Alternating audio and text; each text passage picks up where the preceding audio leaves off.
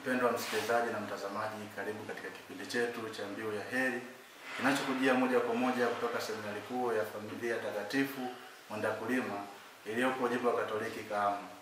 Kipindi chetu cha leo ni mwendelezo wa mada yetu kuu inayosema maandiko matakatifu katika maisha ya Mkristo, ambapo baada ya kuona sehemu ya utangulizi wa mada yetu kuu katika kipindi kilichopita, leo tutajadili kuhusu ufafanuzi wa maswali muhimu yanayopatikana katika maandiko matakatifu yenye msingi wake katika kitabu cha Mwanzo. Mada yetu ya leo inaletwa kwenu nami Frater Godfrey Maria kutoka Jimbo Katoliki la Ifakara. Mpendwa msikilizaji na mtazamaji, kabla tujaanza kipindi chetu, karibu kwa sala. Jina la Baba na la Mwana na la Roho Mtakatifu. Amin. Baba yetu uliye mbinguni, jina lako litukuzwe, ufalme wako ufike, utakalo lifanyike duniani kama mbinguni. Tupe leo mkate wetu wa kila siku, utusamehe makosa yetu kama tunavyowasamehe na sisi waliotukosea, usitutie katika kishawishi, lakini utuokoe maovuni. Amen. Jina la Baba na la Mwana na la Roho Mtakatifu. Amen. Mpendwa msikilizaji na mtazamaji, kama nilivyotangulia kusema, katika kipindi chetu cha leo tutajadili kuhusu ufafanuzi wa maswali muhimu yanayopatikana katika maandiko matakatifu yenye msingi wake katika kitabu cha Mwanzo. Maswali hayo ni kama yafuatayo. Swali la kwanza, kwa nini ulimwengu uliumbwa? Swali la pili, kwa nini kuna kifo ulimwenguni? Swali la tatu, thamani ya uhai ni ipi? Haya ni maswali makubwa yanayohitaji mwangaza wa neno la Mungu. Katika kipindi hiki tutachunguza kwa kina jinsi maswali haya yenye msingi katika kitabu cha Mwanzo yanayopatiwa majibu na maandiko matakatifu.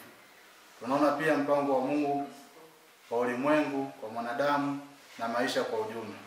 Kwa hiyo ninakualika usikilize kwa umakini na kutafakari kwa kina ili upate kuelewa kusudi la Mungu katika maisha yetu. Swali la kwanza, kwa nini ulimwengu uliumbwa? Ili tuweze kujibu swali hili, ni lazima tuangalie kwanza ni kwa namna gani uumbaji wa ulimwengu unajifunua katika maisha ya mwanadamu. Mpendwa msikilizaji na mtazamaji, uumbaji wa ulimwengu kama unavyoelezwa katika maandiko matakatifu, hasa katika kitabu cha Mwanzo, kwani tunaona si hadithi tu ya asili ya vitu vyote, bali ni ufunuo wa mpango wa Mungu katika maisha ya wanadamu. Mungu aliumba ulimwengu kwa mpangilio na hekima kubwa kwa kutumia neno lake. Akahakikisha kila kitu kina nafasi yake na kazi yake. Mwanadamu akiwa kilele cha uumbaji amepewa nafasi ya kipekee. Ya kwanza, kutawala, lakini pia amepewa nafasi ya kulinda na kutumia rasilimali kwa ajili ya ustawi wake na wa viumbe vyote. Rejea kitabu cha Mwanzo sura ya kwanza aya 26. Hili neno la Mungu ambalo kwalo kila kitu kiliumbwa ndiye neno anayetajwa na mwinjili Yohane, ambaye ni Yesu Kristo, yule aliyekuja kukamilisha mpango wa uumbaji. Rejea Injili ya Yohane sura ya kwanza aya ya kwanza hadi ya 3. Katika maisha ya kila siku, uumbaji unajifunua kwa njia mbalimbali kupitia uhusiano wa mwanadamu na mazingira, lakini pia wajibu wa kuhifadhi dunia na kutambua nafasi yake kama mshiriki wa kazi ya Mungu. Tunaweza tukajiuliza, ni kwa namna gani uumbaji unavyojifunua kupitia mazingira? Uumbaji wa Mungu unaonekana wazi katika mazingira yanayotuzunguka. Mfano, milima, mito, bahari, wanyama na anga. Hivi vyote ni baadhi ya sehemu ya kazi ya Mungu, yaani vitu vinavyoonekana na visivyoonekana. Mwanadamu anaishi kwa kutegemea rasilimali zilizopo ulimwenguni, kwani maisha yake yanategemea asili kwa kiwango kikubwa, jambo ambalo linathibitisha jinsi uumbaji wa Mungu ulivyopangwa kwa ukamilifu. Rejea kitabu cha Mwanzo sura ya kwanza aya ya 31. Hata hivyo, uumbaji huu unamhimiza mwanadamu kutunza kwa busara ili kushiriki kazi ya Mungu na kuendeleza na kuhifadhi uumbaji, kwani tunashuhudia uharibifu wa mazingira unaoendelea duniani kama vile ukataji wa miti holela na uchafuzi wa maji na hewa, ni ushuhuda tosha kwamba mwanadamu amepuuza jukumu lake la msingi. Mungu alimpa Adamu jukumu la kuitunza bustani ya Edeni. Rejea kitabu cha Mwanzo sura ya 2 aya ya 15. Jambo ambalo linabaki kuwa wajibu wa kila mmoja wetu leo. Pamoja na hayo, bado yapo maswali mengi ya kujiuliza, kama vile kuna uhusiano gani uliopo kati ya uumbaji na maisha ya kila siku ya mwanadamu? Ndugu msikilizaji na mtazamaji, mwanadamu ameumbwa kwa sura na mfano wa Mungu.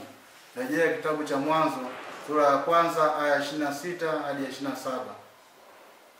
Jambo linalomtofautisha na viumbe wengine, na ni kwa nafasi hii inampa uwezo wa kufikiri na kuendesha maisha yake kwa hekima kwa kutumia vipaji alivyopewa na Mungu.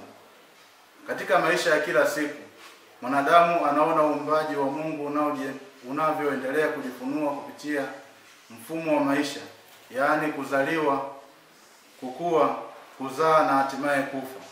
Mzunguko huu wa maisha ni sehemu ya mpango wa Mungu unaoonyesha wazi kwamba mwanadamu ni sehemu ya kazi kubwa ya uumbaji.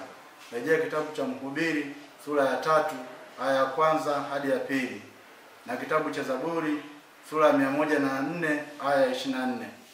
Ndiyo maana familia, kazi, shughuli za kijamii zinapaswa kuendeshwa kwa uadilifu na kwa kutambua kuwa mwanadamu anawajibika kwa muumba wake. Hivyo basi, tunaweza pia kuendelea kujiuliza, ni ipi nafasi ya mwanadamu katika mpango wa uumbaji? Mungu alimpa mwanadamu nafasi kuwa msimamizi wa dunia. Mwanadamu si mtazamaji tu wa kazi ya Mungu, bali pia ni mshiriki wa mpango wake. Katika maisha ya kiroho, uumbaji unajifunua kwa mwanadamu kupitia imani na utambuzi wa uwepo wa Mungu katika kila kitu. Mwanadamu anapojifunza kutafakari ukuu wa Mungu kupitia maajabu ya asili, anapata nafasi ya kukua kiroho na kuelewa nafasi yake katika dunia. Rejea kitabu waraka wa kwanza Mtume Paulo kwa Warumi sura ya 1 aya 20.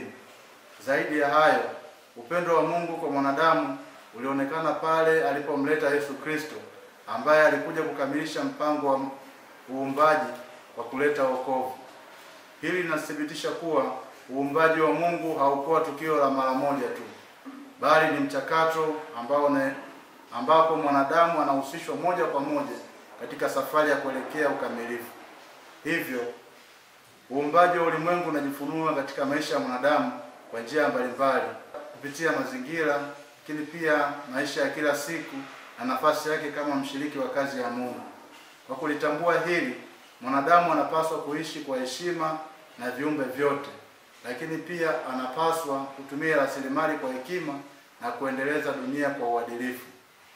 Mpendwa msikilizaji na mtazamaji, baada ya kuona ufafanuzi wa swali la kwanza la mada yetu, kwa nini ulimwengu uliumbwa, tuone pia ufafanuzi wa swali la pili, kwa nini kuna kifo ulimwenguni. Mpendwa msikilizaji na mtazamaji, kifo ni miongoni mwa vitu vinavyoogopwa sana na vya kutisha katika maisha ya mwanadamu. Hata hivyo, bado hakiwezi kuepukika. Sasa basi, tunaweza tukawa tunajiuliza maswali yafuatayo: kifo ni nini? Kwa nini kipo?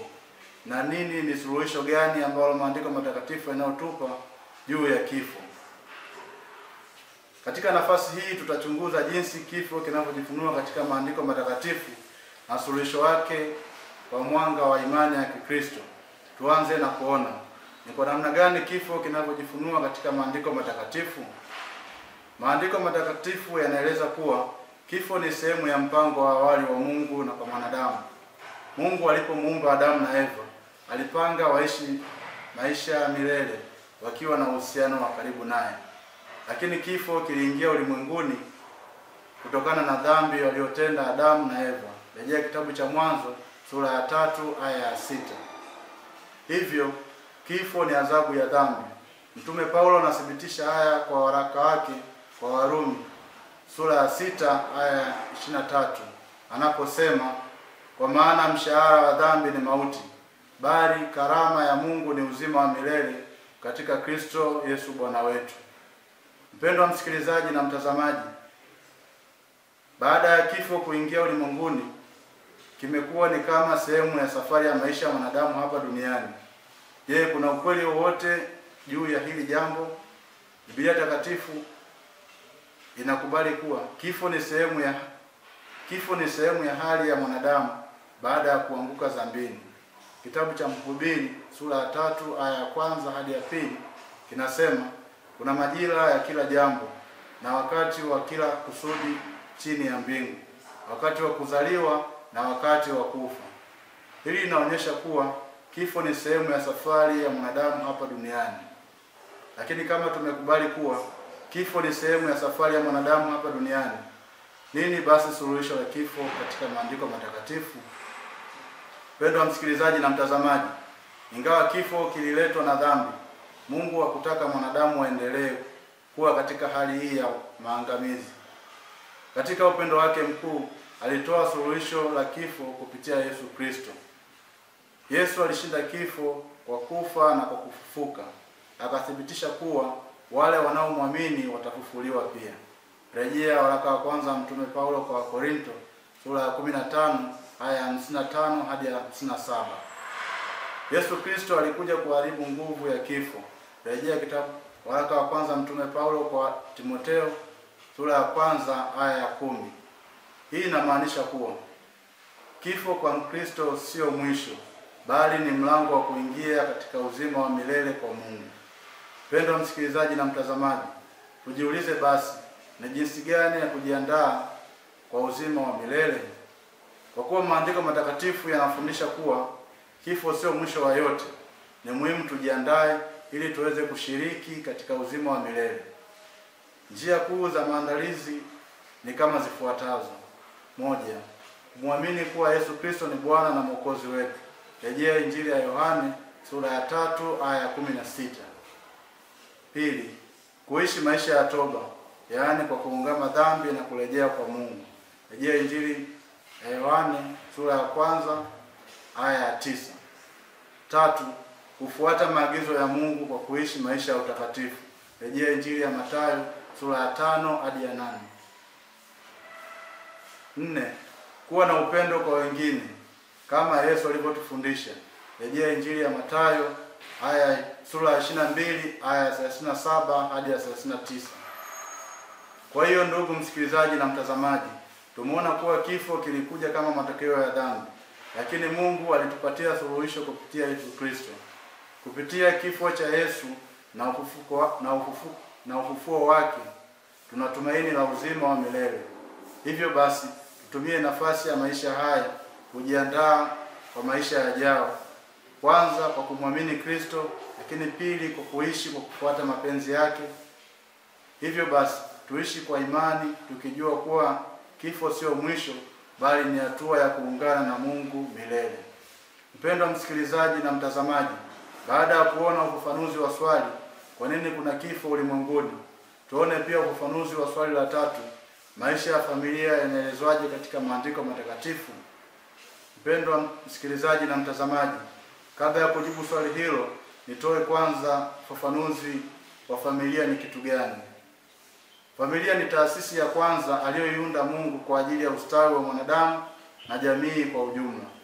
Maandiko matakatifu yanatoa mwongozo kuhusu maisha ya familia, lakini pia kuhusu wajibu wa mwanafamilia na jinsi familia zinapaswa kuishi kwa heshima na upendo. Hivyo maisha ya familia katika maandiko matakatifu yanaelezwa kama ifuatavyo. 1. Familia ya kwanza, Adamu na Eva. Rejea kitabu cha Mwanzo sura ya 1 aya 27 hadi 28. Mungu alimuumba mwanaume na mwanamke kuwa kama wenza wa kusaidiana na kuanzisha familia. Adamu na Eva walikuwa wanandoa wa kwanza, wakipewa jukumu la kuzaa na kuijaza dunia. Familia yao inatufundisha kuwa ndoa ni mpango wa Mungu na ni msingi wa familia. Rejea kitabu cha Mwanzo sura ya 2 aya 24.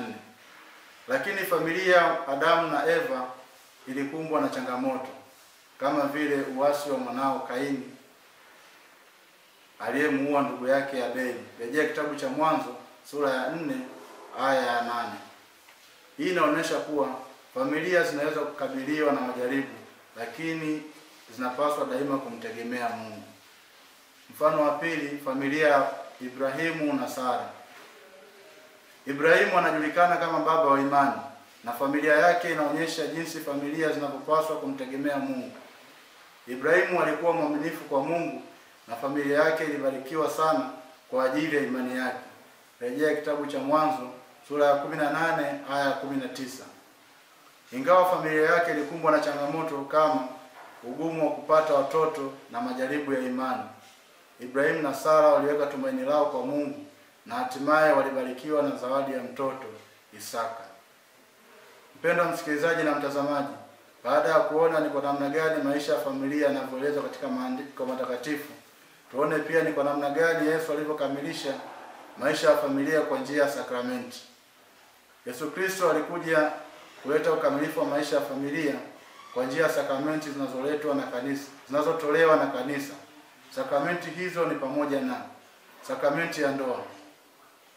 Yesu alifundisha kuhusu sakramenti ya ndoa. Alisisitiza mpango wa Mungu aliyouweka tangu kuumbwa ulimwengu juu ya uwepo wa ndoa. Rejea Injili ya Marko sura ya 10 aya ya 6 hadi ya 9. Lakini pia rejea waraka wa Mtume Paulo kwa Efeso sura ya 5 aya ya 31 hadi ya 32. Alifundisha kuwa ndoa ni takatifu na isivunjwe. Rejea Injili ya Mathayo sura ya 19 aya ya 4 hadi ya 6. Pia Yesu alibariki ndoa kwa kuhudhuria harusi ya Kana na kugeuza maji kuwa divai. Rejea Injili ya Yohane sura ya 2 aya ya 1 hadi ya 11. Mfano wa pili ni sakramenti ya ubatizo. Ubatizo ni ufunguo au mlango wa kuingia katika familia ya Mungu. Yaani ni mwanzo mpya wa maisha ya kiroho. Hii inajidhihirisha katika Injili ya Mathayo sura ya 28 aya ya 19. Na nukuu, basi enendeni mkafanye mataifa yote kuwa wanafunzi, mkiwabatiza kwa jina la Baba na la Mwana na la Roho Mtakatifu. Mwisho wa kunukuu. Mfano wa tatu ni sakramenti ya Ekaristi Takatifu, yaani chakula cha kiroho cha familia. Ekaristi inaimarisha umoja wa familia kwa kushiriki mwili na damu ya Kristo. Rejea Injili ya Yohane sura ya 6 aya ya 53 hadi ya 56. Yesu alikuja kukamilisha familia kwa njia ya sakramenti ambazo zinaimarisha upendo, mshikamano, ukuaji wa kiroho katika jamii. Hivyo basi, kwa kuishi maisha ya kifamilia kulingana na maandiko matakatifu na sakramenti za kanisa, tunashiriki katika mpango wa Mungu wa wokovu. Lakini ili kila mmoja aweze kushiriki katika huo mpango wa wokovu, anapaswa kutimiza wajibu wake ipasavyo aliopewa katika kuunda familia bora. Wajibu huo wa kuunda familia bora na takatifu kutegemeana na nafasi ya mtu alionayo katika familia, mfano mume au mke au mtoto. Hivyo basi, wajibu huo wa kila kundi ni pamoja na wajibu wa mume. Kwanza, mume ni kiongozi wa familia na amepewa wajibu wa kupenda, kulinda na kuongoza kwa hekima. Kumpenda mke kwa moyo wa kujitoa. Rejea waraka wa Mtume Paulo kwa Efeso sura ya 5 aya ya 25. Hii inamaanisha upendo wa kujitolea na si wa maslahi binafsi. Pia mume anapaswa kuwaongoza watoto kwa njia ya haki. Rejea kitabu cha Mithali sura ya 22 aya ya 6. Mume pia anapaswa kuwa mfano bora kwa watoto wake kiimani, kitabia na kiakili. Lakini pia mume anapaswa kuhakikisha mahitaji ya familia yanapatikana. Rejea waraka wa kwanza Mtume Paulo kwa Timotheo sura ya 5 aya ya 8. Lakini pia mume ana wajibu wa kumheshimu mke wake. Rejea waraka wa kwanza Mtume Petro kwa watu wote sura ya 3 aya ya 7. Wajibu wa mke. Mke ana nafasi ya pekee kama mshiriki wa mume na mama na wa watoto. Anawajibika kumheshimu na kumtii mume wake. Rejea waraka wa Mtume Paulo kwa Efeso sura ya 5 aya 22 hadi 23. Mke pia anapaswa kushirikiana na mume wake kwa maelewano. Mke pia ana wajibu wa kusimamia malezi ya watoto katika maadili ya Kikristo. Rejea kitabu cha Mithali sura ya 31 aya 26 hadi 27. Mke pia na wajibu wa kuwapenda na kuwahudumia wanafamilia wote. Rejea kitabu cha nabii Tito sura ya 2 aya 4 hadi 5. Hii yote inaonyesha kuwa mwanamke ana wajibu wa kuhakikisha familia ina upendo, amani, mshikamano na utulivu katika familia. Wajibu wa watoto. Watoto ni zawadi kutoka kwa Mungu na wanapaswa kuwatii wazazi wao kwa heshima. Rejea waraka wa Mtume Paulo kwa Waefeso sura ya 6 aya ya 1 hadi ya 3. Watoto wanapaswa kusikiliza na kujifunza maadili mema. Rejea kitabu cha Misali sura ya 1 aya ya 8. Watoto wanapaswa kujifunza kutii, upendo na unyenyekevu ndani ya familia na kuwasaidia wazazi wao kazi ndogo ndogo za nyumbani na kuepuka uvivu. Kwa hiyo familia ni taasisi takatifu ambayo kwayo Mungu alianzisha kwa lengo la mwanadamu kujipatia utakatifu endapo watatimiza wajibu wao ipasavyo ndani ya familia. Familia bora za Kikristo zinaundwa na tunu msingi kama vile upendo, mshikamano na uhusiano wa karibu wa Mwenyezi Mungu. Mtakatifu Yohane Paulo wa pili alisema, katika familia, kama familia inakwenda vizuri, dunia inakwenda vizuri. Kama familia ni takatifu, basi jamii nzima inakuwa takatifu. Hivyo basi, kila mtu katika familia ana jukumu la kuifanya familia yao kuwa bora na takatifu. Na ni kwa namna gani? Kwa kufuata mafundisho mbalimbali yatolewayo na kanisa na yanayopatikana katika maandiko matakatifu. Mpendwa msikilizaji na mtazamaji, tumepata nafasi ya kutafakari maswali muhimu kuhusu mpango wa Mungu kwa ulimwengu na kwa mwanadamu. Tumejifunza kuwa ulimwengu uliumbwa kwa kusudi maalum, yaani kumtukuza Mungu na kuwa makazi ya wanadamu. Rejea kitabu cha Mwanzo sura ya 1 aya ya 1. Lakini pia tumejifunza kuhusiana na kifo kiliingia ulimwenguni kama adhabu ya dhambi. Lakini pia kupitia Yesu Kristo tuna tumaini la uzima wa milele. Rejea waraka Mtume Paulo kwa Warumi sura ya 6 aya 23 na Injili ya Yohane sura ya 11 aya 25. Lakini pia tumejifunza maisha yanavyoelezwa katika maandiko matakatifu yanaonyesha kuwa mwanadamu ana mwili na roho na wajibu wa kuishi kulingana na mapenzi ya Mungu. Rejea Mhubiri sura ya 12 aya ya 13 hadi ya 14. Tunapomaliza kipindi hiki, tunakumbushwa kuwa maandiko matakatifu ni mwanga wa maisha yetu. Tukiwa na maswali yote kuhusu imani, maisha na hatima yetu, tunaweza kuyapata majibu katika neno la Mungu. Tuombe neema ya Mungu tusaidie tuishi kwa uaminifu na kumpendeza yeye kila siku. Mungu akubariki na tuendelee kuwa pamoja katika kipindi kijacho Jumatano ijayo ambacho kitakuwa ni mwendelezo wa mada yetu ya leo, ufafanuzi wa maswali muhimu yanayopatikana katika maandiko matakatifu yenye msingi wake katika kitabu cha Mwanzo.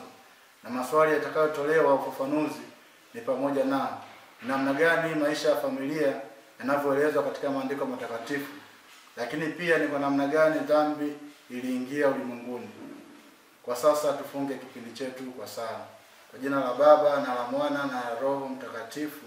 Amen. Tunaukimbilia ulinzi wako, mzazi mtakatifu wa Mungu. Usitunyime tukiomba katika shida zetu. Tuokoe sote kila tuingiapo hatarini. Ewe Bikira mtukufu na mwenye baraka. Amen. Kwa jina la Baba na la Mwana na la Roho Mtakatifu. Amen. Mpendwa msikilizaji na mtazamaji, kipindi hiki kimeletwa kwenu nami Frateri Godfrey Malia wa kutoka Jimbo Katoliki la Ifakara. Kwa niaba ya wote tulioshiriki kuandaa kipindi hiki, nipende kukutakia mwendelezo mzuri wa kusikiliza na kutazama vipindi vinavyofuata vya Radio Maria. Tumsifu Yesu Kristo.